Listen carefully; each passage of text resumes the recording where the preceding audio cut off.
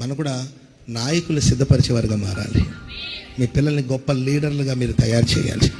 గొప్ప గొప్ప నాయకులుగా, దేశాన్ని పాలించేవాళ్ళుగా, ప్రపంచాన్ని పాలించేవాళ్ళుగా, రాష్ట్రాన్ని పాలించేవాళ్ళుగా ఈ గొప్ప గొప్ప స్థాయికి మీ పిల్లల్ని పెంచి బాధ్యతను తల్లులారా దేవుడు మీకు దయచేశాడు, తండ్రులారా దేవుడు మీకు దయచేశాడు. పిల్లల్ని శాపనార్థాలు పెట్టడం, పిల్లల్ని తిట్టడం, పిల్లల్ని కొట్టడం, అర్థమైందండి? మూతి మీద కొట్టమని నేను కొట్టొద్దని నేను అన్ను.